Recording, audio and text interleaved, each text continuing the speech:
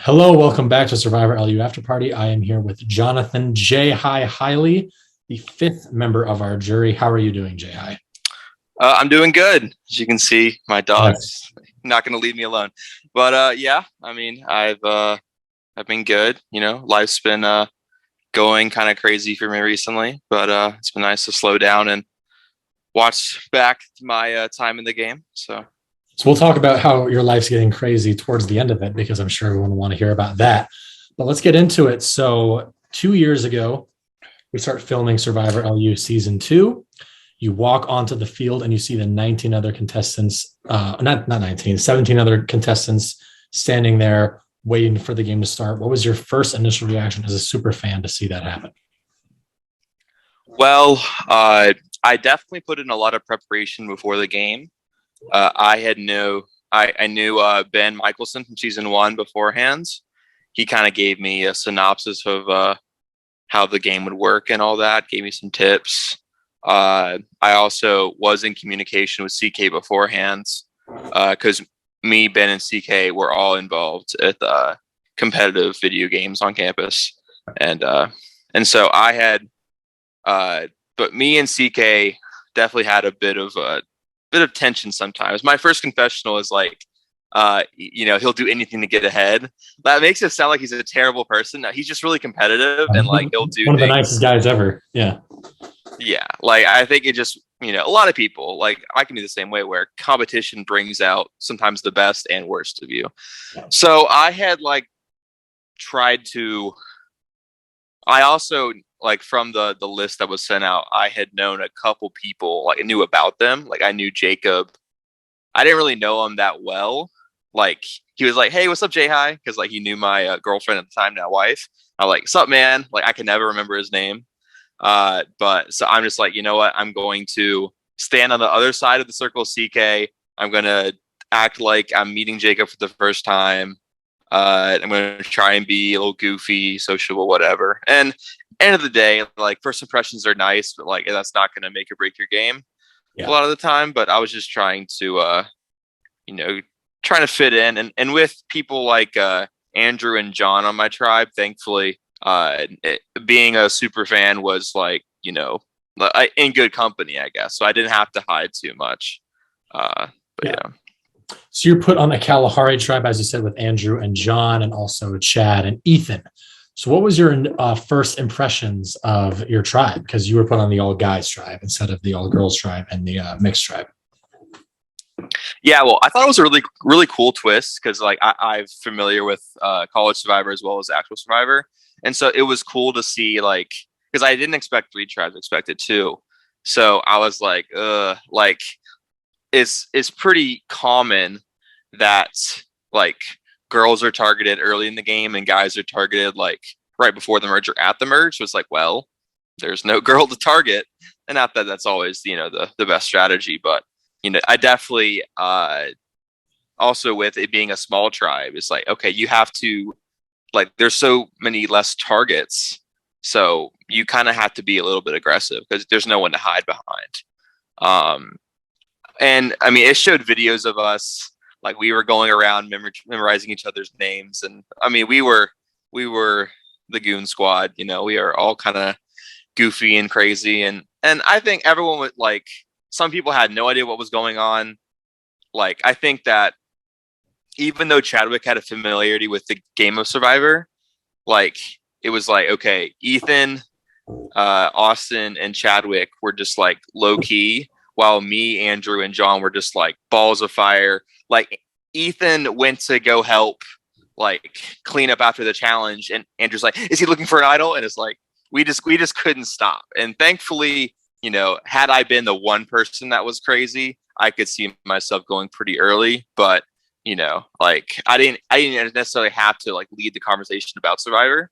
Uh, yeah, but like the combination of guys, like I was okay, this is really cool. I felt really comfortable with them. I was like, okay, John, like no one really had to coordinate really like votes or whatever. Like, okay, this guy's the leader. Like he's not even necessarily always trying to be the lead of every conversation, but he's coming across this way. So I'm like, meat shield. I love me some meat shields. I think that's Jeremy was one of my favorite players, and I said I kind of want to base it off of him. So like trying to find someone to kind of hide behind a little bit was a huge priority. Even during the first challenge, me and John were partnered throwing, and I leaned over like really quietly when we were like picking up my water or something, and I'm like, "Hey, I got your back, man." Like I'm really trying to solidify something, and other people are not going to really know what to look for. So it's like, okay, for John and Andrew, I'm talking like really, really in depth with them the first day, while other people, like, I didn't really have to, because they didn't feel like, because some people's like, okay, if someone's not talking to me, then I know they're not really on my side, probably. But some people don't, like, okay, I did my survivor time for the week. See you next week. We won, so let's not talk at all. But we talked a lot that first week. I think that, the pace of the game was really accelerated by me, Andrew, John, and CK, and a couple others maybe. But like we were just like itching to play so much to where like strategy is on our mind the entire time, and like we're trying to be like easygoing. We played Uno before one of the challenges and goofing off and doing all each other's names, but like the game is being like thought about 15 steps ahead when we won the first challenge. And like, so it was a kind of it was really exciting, but also like really like, I'm sure like crazy and sporadic to witness as well as be a part of. So the game starts for you. You're this super fan, just thrust into this. Like it's a dream. It's a college fan who's a Survivor fan. It's just their dream come true. You're playing college. You're playing Survivor during college. You make your alliance with CK. You two are kind of one brain, kind of going back and forth. You're giving each other information. You guys are coming up with strategies together, even when it's not even on your tribe. And then it comes time for your tribal. CK's gone to the first two. You're now at yours. So you had kind of made a connection with John early on, but now it's time to vote somebody out. In your eyes, he's the first to go. What sparked your decision to want to target John first instead of, say, an Andrew or a Chadwick, someone more controversial rather than John? Yeah, so that was interesting. Looking back, I sometimes question if that was the right thing for me to do, but it was clear that John was withholding a lot from me. And like there was this whole kind of confusion about whether or not like it was like the if he got an advantage or not. Like from what I remember, he told us that he did not, but from other people, like with me talking to Jacob from the Middle Tribe, and then I randomly encountered Ethan with Dawson and Delaney right after I met with him, like right before a basketball game. And also the basketball game, I met Idris. So there's a lot of craziness that first week. But I was able to verify, not even just through CK, but through other people, like, okay, this guy is like, not telling me everything. And not that I expect everything to be told all the time, because like loose lips sink ships. Like it's fine to hold on to information. But like he told Ethan right after I met with Ethan week 2, and then he just would not tell me. And I'm like if you think that we're all in an alliance, then like, I feel like that information might get around. And so CK portrayed himself to be this mastermind, and he's, I'm playing his game or whatever. I think it was much more mutual than it might have been alluded to in like from his first confessional, because he approached me because he lost, and he's like, okay, I want to like get things going and make sure I have a good system like going to decide like what's optimal to do in this situation. And then like he told me, I think that it ended up being a lie, like when John was specifically looking for the idol, but there was very few instances to where me and CK lied to each other. We were like 98% truthful with like little white lies here and there. And so I think like he didn't like trick me into voting out for John. I think he just convinced me. And I'm like, you know what? With how much I had invested into John, and to where he was clearly like holding so much back from me, like I think that it should definitely be him like on the chopping block and all that. And uh I think it was kind of hard to show, but Ethan acted on the information that I had shared him. I didn't really mean to share the whole stuff about like the list of people pregame and stuff. And I thought that John was playing a lot more like involved with everyone. That's what I was like. I was freaking out because like, okay, he follows like 11 people before the game even starts. Is he like recruiting all these people? Turns out I think he was just being friendly and just like pressing a button on the screen. I also thought things like Victoria and Rachel and stuff were a lot more committal than they were, but better safe than sorry. But yeah, it was I definitely, while I wanted him to be my meat shield, it seemed like he was just not going to be on my side. Andrew, it seems like I was his number one ally for most, if not all, of the game. And so while he was looking to be the main target, either him or Austin, I think it was like Andrew would think it would be Austin, but really it would be Andrew. It seemed like, all right, like John is clearly this crazy force that throughout the week, like the word got around that John has an idol and he's probably going to be targeted this week. Like almost everyone in the game knew that, but him. But yeah, I mean, and hey, I get it.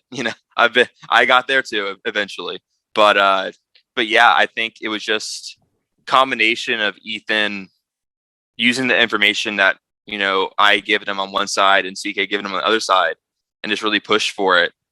And I think also a big reason of why John didn't play his idol was a lot of trust that he had gotten from me, Ethan, and that he thought he was still playing other people like Andrew, because there were several people outside of the game that were like vouching to John on behalf of me. There was a guy like in my community group who, crazy story. I don't think we recorded it, but we were sitting in my dorm and I'm talking like, oh, I'm playing this game Survivor. And like, John Sharp? And he's like, oh yeah, I know John. Yo, I'm like, hey, we're in an alliance. And it's like, I'll vouch for him.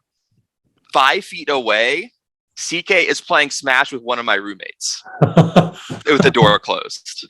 So it was the funniest thing. And then another guy who actually saw us together at a tribe meeting and didn't say anything. And I said, thank you afterwards, because he knew John through SGA and knew me for my freshman year. And so it's like, okay, we have people like vouching for us and all that. But then, and how me and John were talking to Andrew, like playing him from both sides and like kind of, lying to him. And then it's like, okay, I told Andrew, John has been making me do this. So now we're going to do the same thing. So me and John are talking to Andrew as if we're still lying to him, but really Andrew's in on it. And so me and Andrew are acting like me and John are lying to him, but he knows that I'm lying.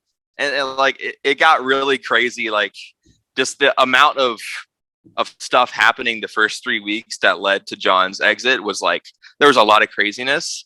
And it started to kind of mellow out because everyone was like confident in their strategies and like what they thought was going to happen. But by a certain point, it was all locked in place. I had talked to Ethan, kind of explained how the split vote works, because like he definitely did a lot of the communication. I mean, to get Andrew and Austin on the same side, that takes some credit there. Those two were definitely pushed against each other. Me and John had kind of put some bugs in their ear that they were targeting each other. And then, they took that in stride and like, okay, that is my target. But, sure enough, John became a big enough target for both of them to turn against him. And so, yeah, it just became like, at some point it was like, okay, no one trusts John anymore. After the huge meeting with 2 tribes, Kalahari doesn't trust him because he organized the meeting. We pretty much just didn't say no. Like, it's like, sure, man, let's do it. Like he says that like it wasn't his idea, but like we didn't really like stop him. It was a weird thing. But then it's like, okay, clearly, I thought it was because he had just lost Rachel and he wanted to have more allies to like secretly interact with. So I'm like, oh, this is actually, he's covering his tracks. But turns out he would just want to be friendly. And, and there ended up being a lot of Tiwi and Masai interaction after John. So we're like, hey, thanks, John. You're helping us get along more. But then we put him out anyway. But yeah, it just seemed like he had a lot of craziness, and I think like, he was a smart guy. He just had this very overpowering perception even. I think that it wasn't necessarily all that he was actually doing, but just from how overwhelming his gameplay seemed, like it was pretty easy for the more like laid back social players to get on board, and the strategic players like, okay, he's been lying to me. I don't really want him in either. So it just became kind of a combination of a lot of different play styles agreeing that he should probably get out of there. So we go through a couple episodes. You and CK are kind of in on each other's votes. You vote out Haley, and then Andrew is voted out. You guys don't have the issue a part of that. Merge hits. That must have been such an exciting feeling for you. Like, oh my gosh, I'm at the merge and Survivor. Yeah, I was not expecting it to be a 12 because I was trying to do all the math and thinking that like, okay, jury numbers versus people in the final. So I was not expecting 12 at all. I'm like, oh, okay, I made it. Great. And so it was definitely cool to finally get to that point. Yeah. So merge hits, you have some time to enjoy, and then chaos ensues. All that week is strategizing. Does CK have the numbers? Does Elaine have the numbers? What side are you on? Jay Hi, to tell you that the original episode 6 was like 2 hours long would be an understatement because there was so much content. But one thing that was like in the final stages of releasing that episode that was cut was some conversation between you and Delaney that was hinted to, kind of alluded to. It was very clear that you trusted Delaney going in. Delaney was trying to bring you in. You weren't with her. You were actually with CK, but you guys are working together the whole time. In a sense, working together the whole time in that week. CK is voted out, and you're not happy about it. In a better context than that you can give rather than the episode can give because stuff got cut. What went down between you and Delaney in layman's terms, and why did CK's elimination make you more mad, or was that just more of an emotional reaction, or was there more behind it? So that was, man, that week was like, so up until that point, like playing in person, one of the most fun experiences of my life. Like it was incredible. But I think that once, like, because I had put in all my eggs in this basket, and I'm like, okay, I've been playing double agent like at this point, and it's going to be revealed, not necessarily that I've been playing double agent the whole time, but like the line is going to be drawn in the sands. Like the sides are going to be shown. And, I hadn't been that consistently, good socially and always, calm strategically. I had kind of had some craziness go on before the Haley vote. Because Delaney and Haley were in the minority of that vote. So it's like, okay, I feel like we're going to have to turn on each other. Me and Delaney have been talking through Ethan and other people. And so we're like, okay, we kind of have to go for Haley, right? Like we can't try and save ourselves because Kalahari is the majority. But at one point, she told me, it's like, hey, let's try and save Haley. And I'm like, how? Like that just makes me suspicious that you're not telling me the truth. So I, even beyond CK and all that, like of me having inside information, like Delaney just didn't seem that upfront with me. And which, I mean, happens, like, you're not always upfront with people. But we were already to a point to where there was some tension, and Ethan and Delaney had kind of brought people together to where it was from Masai, me, Ethan, Austin, and then Victoria, Delaney, and Sophie, which like that was a meeting of 6 that happened week 5 and week 6. And I had been a part of that. And I think that they were kind of like embellishing things and like just trying to, kind of be goofy. But in the moment, it felt like they were talking crap about CK to my face, and I couldn't say anything. Yeah. And like I had to keep that in. But once I finally got it, like it was going to be worth it because I'm getting the inside information. I'm working together with CK.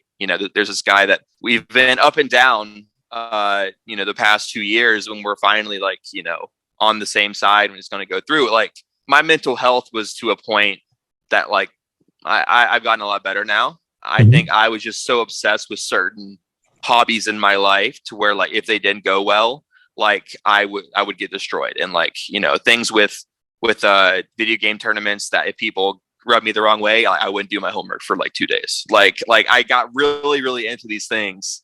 And I think like, okay, there's so much stress, the fun, like looking back at the live tribal, it was really fun. Like that was so cool. But then I reimagine, like, I'm just waiting for the votes. It's 5-5. And I'm like, we got it. And then we didn't have it. And I'm like, what just happened? Like, I thought this was gonna, work for sure. And, give credit where credit's due. They played the advantage really well. Chadwick turns out like he, I thought there was some kind of like, background thinking. I mean, I think it's fair to see CK as threatening. I'm like, okay, I'll vote him. And like, he was the consistent name on one side and the other name was being kind of bounced around because of idol paranoia and not sharing if there's a double agent, we don't want an idol to be played and yada, yada, yada. But it was definitely like, I definitely don't feel great about how it turned out, my reaction to that. I do feel like it wasn't just me blowing up. It was like a conversation of multiple people frustrated each other, just a human moment. But it was definitely like frustration with the result of how things turned out and how I had like really, tried to make this all work. And it felt like it was out of my control. Yeah. And which, ultimately, I was one of 12 people at that vote. Things are not in my control. I have to hope that people are on my side and they weren't. But I think it was just so much frustration of like, I had put, so much faith in this plan, okay, this is where I'm outed, Yeah. And I think it was just because like, I was really hoping it'd be worth it to like sit through that and do all this time. Yeah. And it didn't work out. I think that was a little bit of unrealistic expectation to where a lot of what I had done to that point had worked out. That doesn't mean that everything's going to work out. And unfortunately, everyone got blindsided at one point. I think, yeah, Chadwick got blindsided when I got voted out, but everyone has been on the wrong side of the vote at one point in time throughout this game. So everyone experienced that. And some people were a little bit more quiet about it. Some people were a little bit more verbal about it. And that's something that I wish I had done differently. And I think not only did it kind of ruin my social standing in the game, I think it showed me like I portrayed myself poorly in that instance. Yeah. But I definitely don't have hard feelings towards people in that instance. And I just had so much fun being in that. I wish I had been more sportsmanlike in that moment. So you're trying to figure out with Chadwick. You're trying to figure out with Kalahari, what can we do? How can we move forward? COVID hits. Out of nowhere, we're all blindsided. I remember that time period. We were all sent home or made to quarantine. So in a not game related sense, because we all know how we saw you guys during the quarantine phase, in that month-long thing of not playing Survivor, what was life like for you during the time that COVID was just now hitting and we were sent home for an online school? Yeah, well, I was home for a bit, then I had gone back to campus. But what was campus like during that? It was a ghost town. I lived on East, and like there was empty parking lots. I would go to Docks and there'd be like 5 people in line, and for Docks it's pretty rare. For those who don't know, Docks is a old restaurant on campus that used to be around but isn't anymore. That's what Docks is.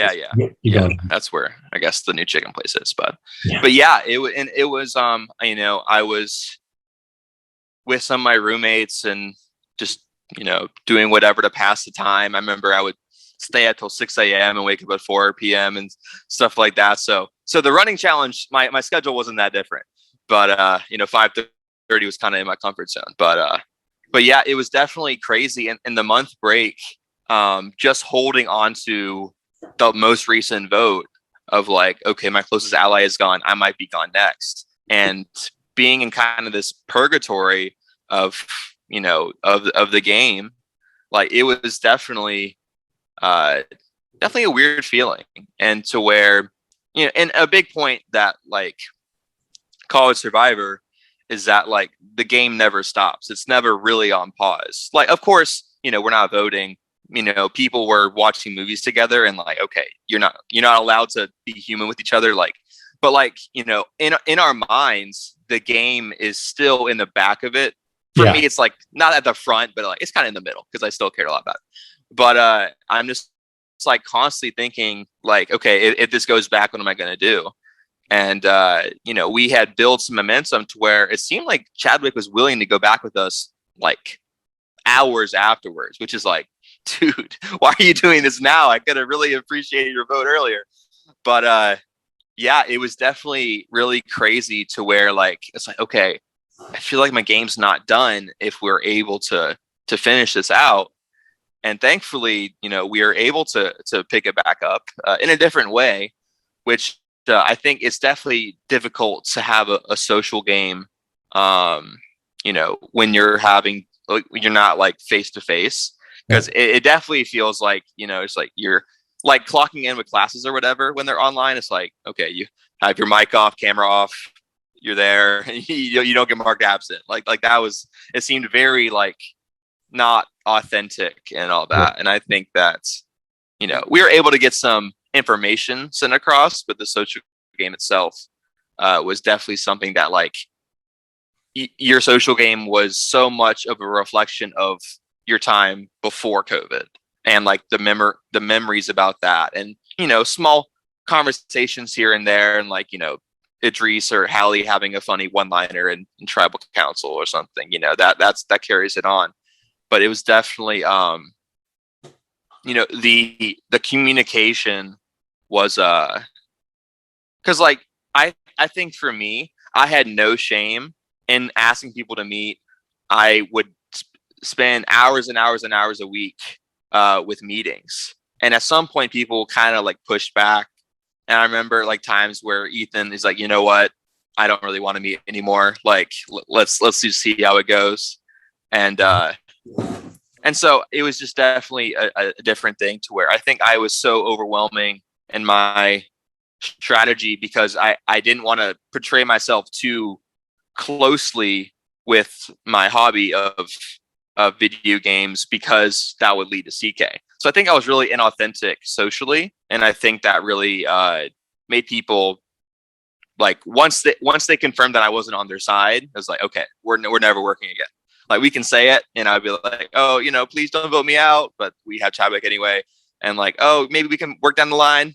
No, we're not. Like, me and Sophie having that, small connection through Jacob, I had actually tried to, hey, I know that Jacob, and I hope we can work together. But like, she just never really followed up that much. And like, we had several people outside the game that knew both me and Sophie. And it's like, okay, like, we know all the same people. We just haven't worked together this entire time, and we didn't for the duration of it. But I'm kind of talking circles. But yeah, I think just it was definitely for me. Not only did I kind of limit my ability to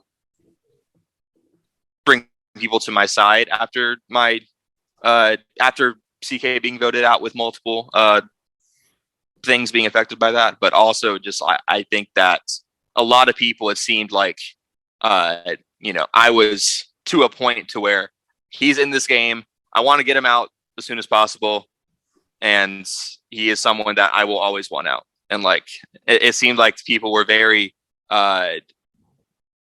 very concluded that I was not going to get to the end no matter what. Right. And looking back, even if I did, I don't think I actually have that good of a chance. I think that's an interesting point to be in the game, to where, and I could say like, oh, I was this huge threat. It's like, well, yeah, I mean, I was just overwhelmingly strategic, but my social game took a huge hit at the expense of my strategy, right, to where I don't think that I was going to make it very far And I got lucky that I had people that kind of needed me for a few votes. But even if I had gotten to the end, I think a lot of people would not have enjoyed, they didn't enjoy their time in the game with me because of how overwhelming I was. So why would they want to reward me? So, Right. So you talked a little bit about your social game, your strategic game. We saw Chadwick flip back to your side and vote out Austin. You're kind of back in a good power position. You guys are running the show a little bit, really controlling where the vote goes. And then the advantage drop. You don't get up in time. Ethan ends up getting the idol, but you don't know that yet, which sparks you to create the fake legacy advantage, which in hindsight, I think isn't a bad move. I think the execution was what people kind of found fault in. So can you walk me through a little bit your thought process behind the advantage, what you hoped you would gain from it, and what you hoped the future would bring you in creating that fake advantage?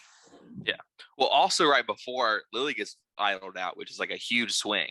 Right. Because it could have been 6-2, and that would have been very, very hard for the momentum to change and who actually gets farther.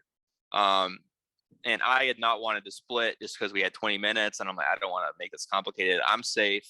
I don't want to get more attention to me because Melanie had even told me, it's like, hey, you've been doing a lot, and like she wasn't outwardly saying like I don't want to go to the end with you, but like I'm like maybe I need to tone it down a little bit because I was definitely coming up with a lot of like reasonings for what to do. I wasn't the only person bringing up names, but like I would thoroughly explain things a lot, and so I think it was to a point where I'm like because I knew their games pretty well from CK, but they didn't really know me at all.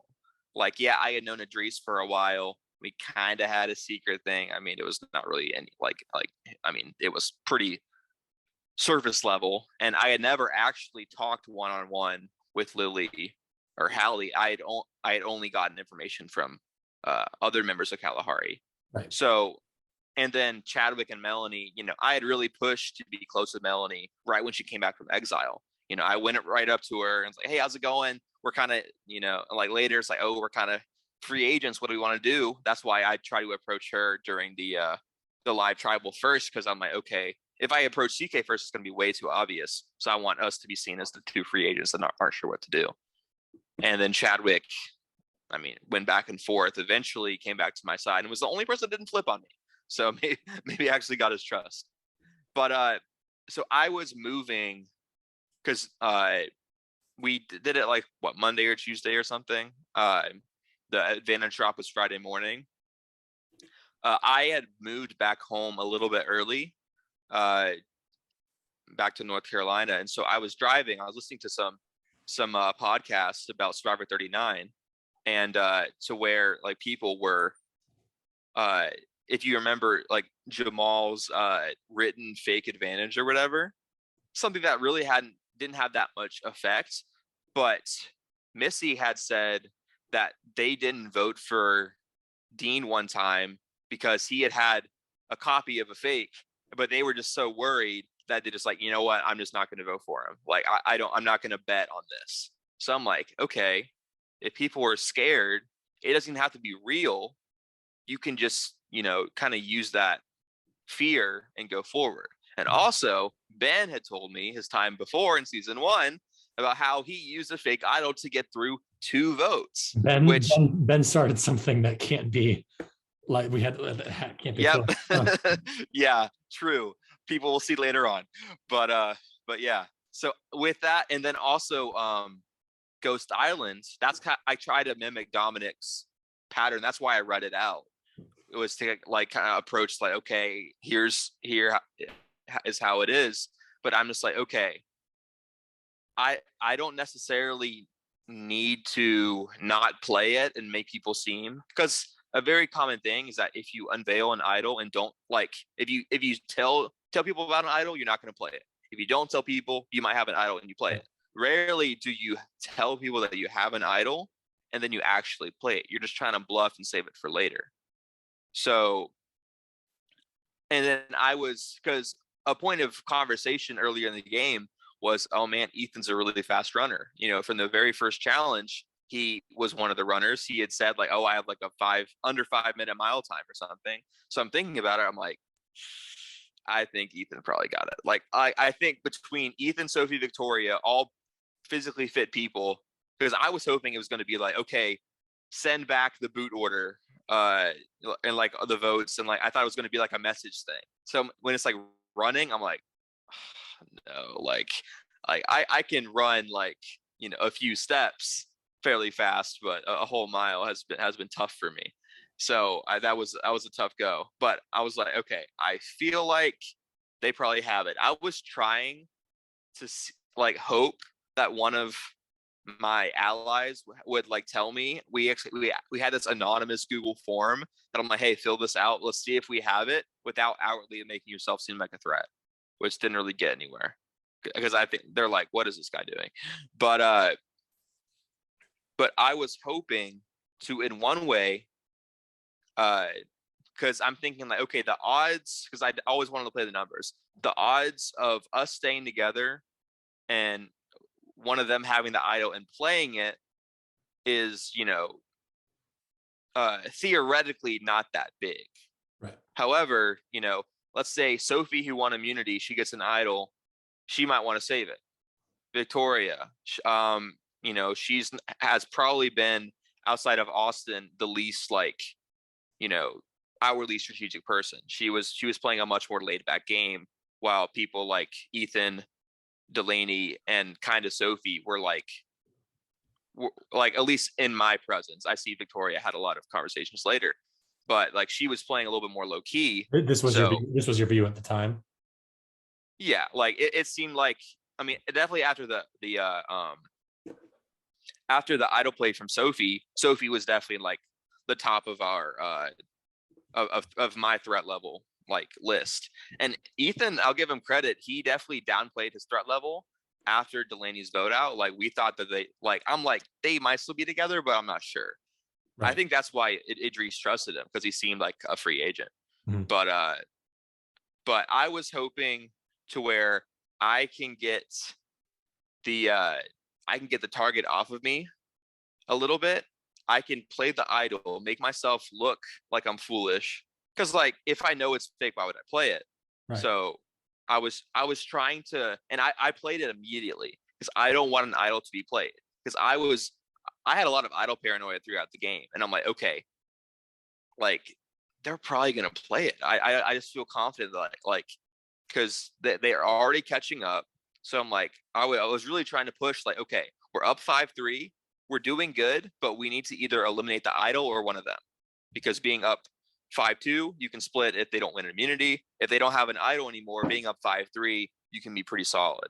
So I was just like, okay, like we have to get rid of one of them, because like one thing that happened in season 1 is that what was it, Gihan, they stayed together, and Dawson knew that he was the target, and so like Ben's like, I could tell him, like tell Luke that he's going to be the decoy or like the secondary target, and that he'll be idled out, but I was let it happen. Like, you know, it was something to like, I was hoping that like, okay, even if they want me out, you know, let's stick together for this. And with me unveiling the advantage to everyone at Tribal, that maybe they would kind of freak out. They would either turn on each other or vote for someone else. Right. Clearly, that was not that convincing to them in the moment. I think maybe I could have just shown it and not read it out. I think I was just trying to emulate something I had seen on TV too much. But yeah, I was hoping that, because like I know that I'm going to look foolish. So after I play the fake advantage, so I'm like, okay, going forward, my threat level is going to be diminished, because they thought that I had, by random luck, I'm going to survive. Because I was definitely trying to unveil a lot of Final Tribal Council. I was hoping to unveil my relationship with CK, my involvement in a lot of these early game moves, and my knowledge about a lot of things behind the scenes, and how I was willing to look silly in order to further my chance in the game.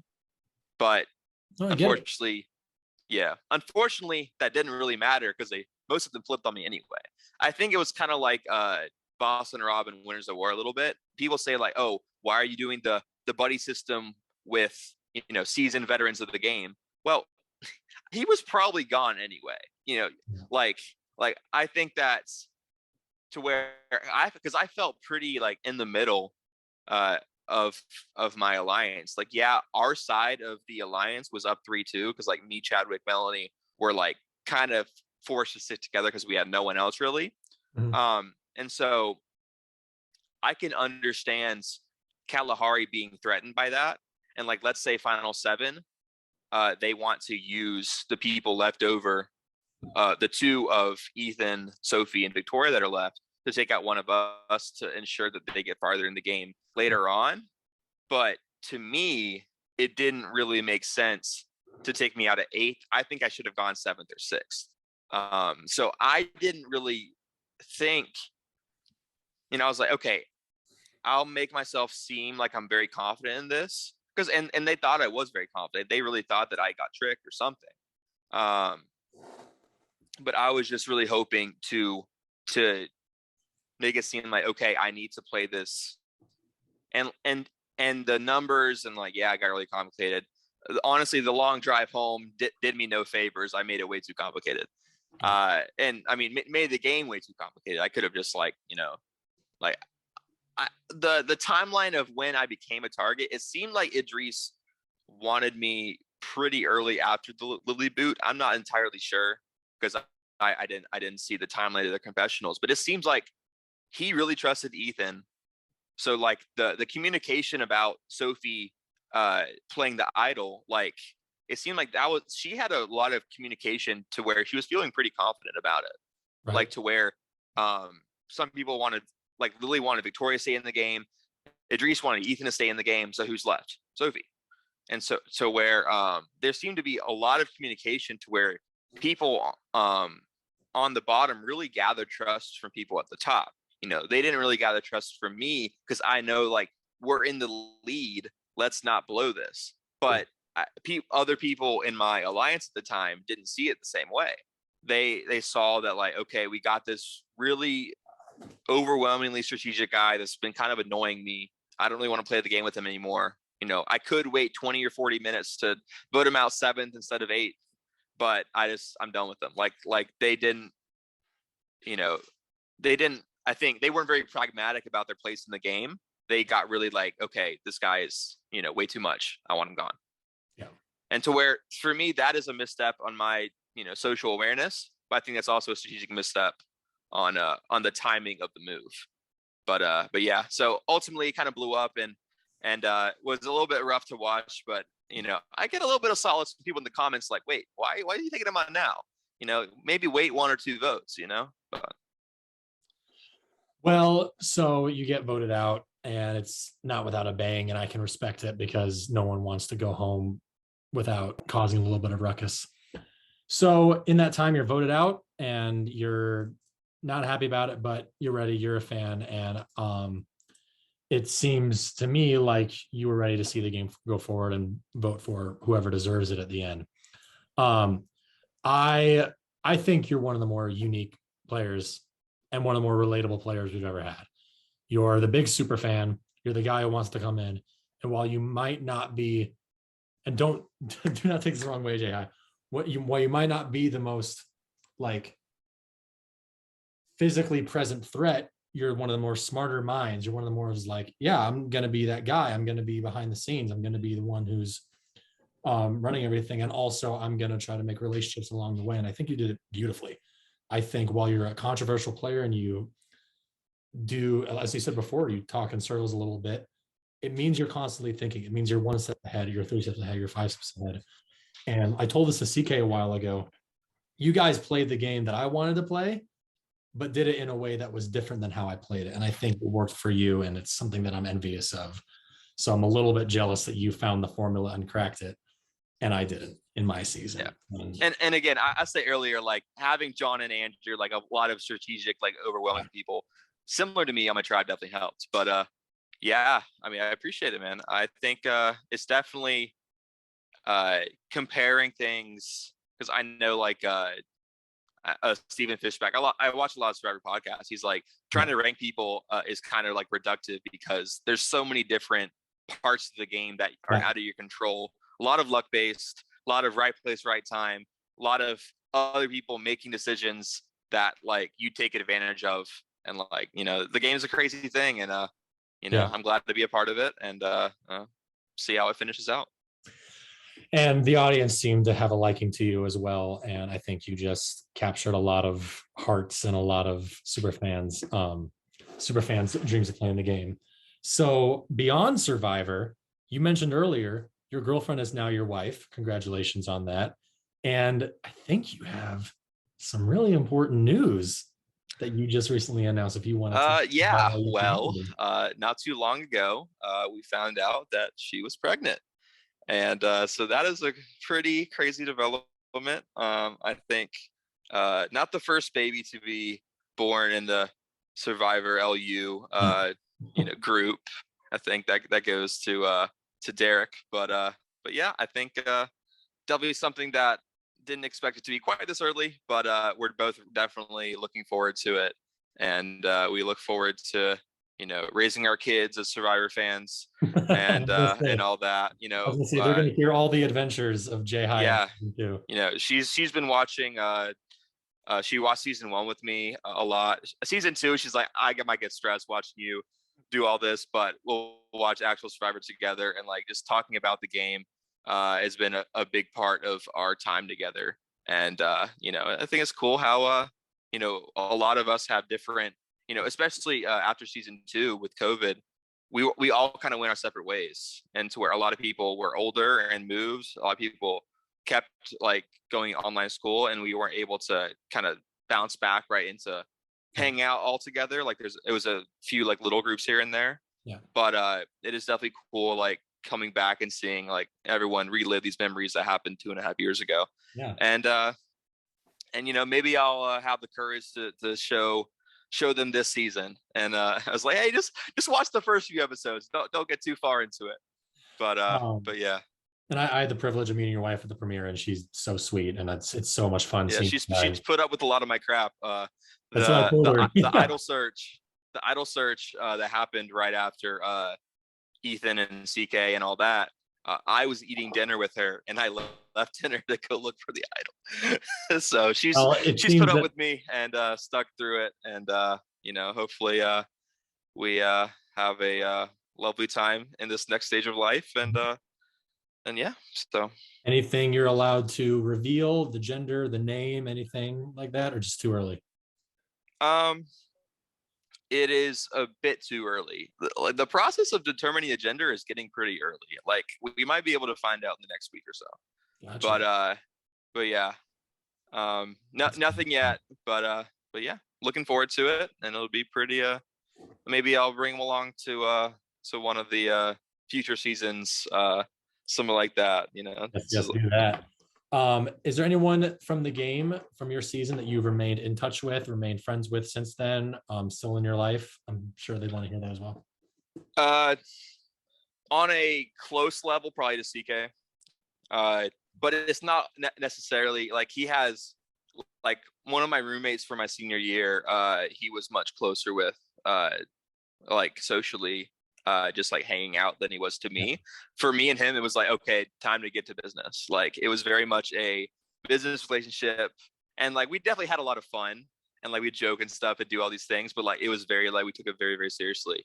And so when we went about our lives, we didn't have a lot of communication, but whenever Survivor's back and talk, we will have like an hour long phone call about what do we think this is happening, what do we think that's happening, like, and like just kind of going through how we feel. We watched his elimination together, and that was it was so funny. We were standing up like a football game. We're like, no, come on, what are you doing? Like we're watching it together. It's so me and him, I think it was definitely very unique, because sometimes you just have like best friends work together closely, but like we weren't really that. We were not really best friends. Like I had been one of the first people to get him involved in video games at Liberty, and like there was some controversial stuff that like he kind of felt slighted by other people, and I wanted to bring him back in because I want to be inviting and stuff. But he also really got on my nerves sometimes, and I'm sure I got on his nerves too, and we still did. Like there was some, like during COVID, there were some things that we disagreed about. and we like, even though we had gone through Survivor together, we kind of butted heads a bit. But I think being able to be real with each other, and knowing that we had this shared experience that no one really is able to understand, like, as like everyone that's played the game of Survivor or anything knows that, like, as good as the editing is, like, no one else will fully understand your experience. Not the other contestants, not like it is such a unique experience to where, because there's a lot of like he said, she said, and like what I experience, what you experience, what you interpret, what I interpret. And like there's so much that goes on in this crazy game. And I think the fact that we played it so closely, we definitely have a bond from that. And while we're not, best buds arm in arm all the time, we have that connection. And I think that's something that will carry on for a long time. So That's good. Well, Jay, hi, it was so great to have you on. We will see you guys this upcoming weekend for the season 2 finale and see the final 6 in action. Without giving too much away, Jay, hi, is there anyone that you as a fan are rooting for? Just the name, no explanation, just as a fan. Who are you going into the finale rooting for? I'm gonna say Chadwick. Okay. Underdog. Bring it up. All right. So we will see what happens. Jay Heist, thanks so much for coming on. We will see you guys next time. Bye. All right. Peace out.